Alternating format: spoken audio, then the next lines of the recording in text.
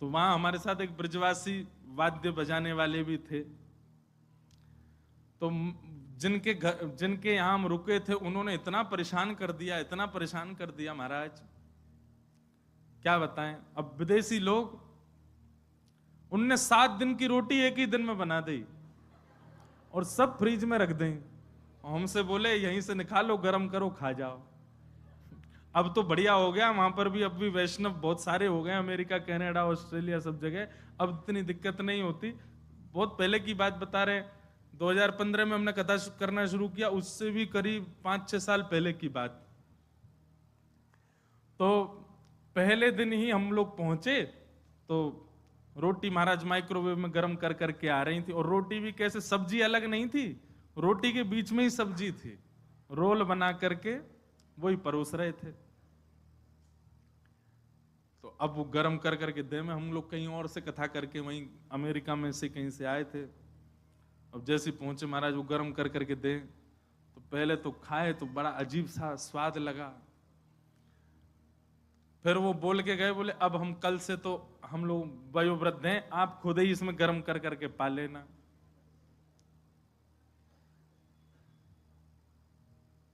दूध भी लाते तो उसमें पानी भर के धर देते, वो ज्यादा दूध नहीं पी जाए। रात में हम लोग सोने जाते, एसी बंद कर देते, और पसीना में नहा रहे हैं भैया, वहां पे पंखे होते नहीं, एसी होता है। इतने परेशान कर दे, और भी बहुत कुछ हुआ, सब थोड़ी बताएंगे। वहां पे क्या होता है कि अंदर ही गीजर होते हैं, वहां ठंडे पानी से तो नहाने का, कोई 12 महीना गर्म से ही नहाओ, ठंड रहता है थोड़ी सी।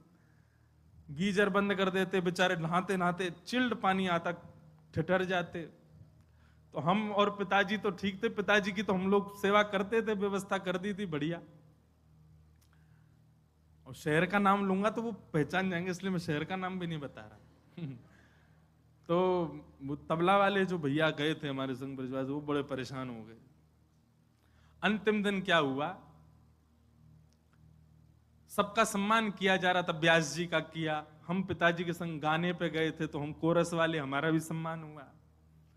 और सबको सम्मान के बाद 2 शब्द बोलने माइक पे, पिताजी भी बोले, पिताजी तो बोल ही रहे थे, कथा कर रहे थे, हमको हमारा सम्मान, हमने भी मैं बहुत अच्छा लगा, आप लोगों ने बुलाया, सब बहुत बढ़िया रहा, ये बोले, जाना तो है ही। जब आई उनकी बारी, तो वो मंच पे आए, फिर उनका सम्मान हो गया। तो बोले, जो जिनके हम रुके थे उनका नाम लेके बोले, आपको तो हम चाहेंगे कि आप वृंदावन आओ। तो वो नीचे से बोले, वृंदावन में हमको संतों से मिलवाओ, हाँ सबकी पनैया खपवाएंगे तुमको। तो जैसे अभी आपने ताली बजाई, ऐसे सबने ताली बजाई, वाह वाह, इनको पनैया मिलेंगी। अब हम और पिताजी तो एक दूसरे को देखें, तो वो उनसे उन्होंने ही बोला, पनैया का मतलब जानते? बोले नहीं नहीं नहीं, बोल पनैया रोटी होती है, एक विचित्र प्रकार की रोटी। आपको बोले 2-2 दिलवाना, 2-2। बोला हाँ 2-2 ही दिलवाएंगे तुमको। तो ऐसी अद्भुत लीला। तो श्री व्यास जी कह रहे, व्यास जू वृंदावन तज भटकत, तासिर पनही ठोक। बोले वृंदावन छोड़ के अन्य जगह सुख की कामना कर रहा है, सुख खोज रहा है, बाकी सिर पे तो पनही पड़नी चाहिए। अरे वृंदावन मिल गो, वृंदावन यदि एक बार भी प्रिय लग गया हो, हमारे राधा रमन जी नेक सुंदर लग गए हो, राधा वल्लभ जी में नेक मन लग गए हो, बिहारी जी के मंगला में महाराज बिहारी जी के बंगला में मन झूम गए हो, समझ जाइयो तुम वृंदावन के नेक करीब आ गए। बस अब और कहीं मत जाओ, वृंदावन के ही है जाओ, वृंदावन को भजो, वृंदावन को रटो, वृंदावन में रहो, रहो चाहे कहीं भी, तन में सदा मन में सदा वृंदावन रहे। आहा, वृंदावन सदा हृदय में रहे। हरिराम व्यास जी का ही एक और पद है, हरिराम व्यास जी कहते हैं,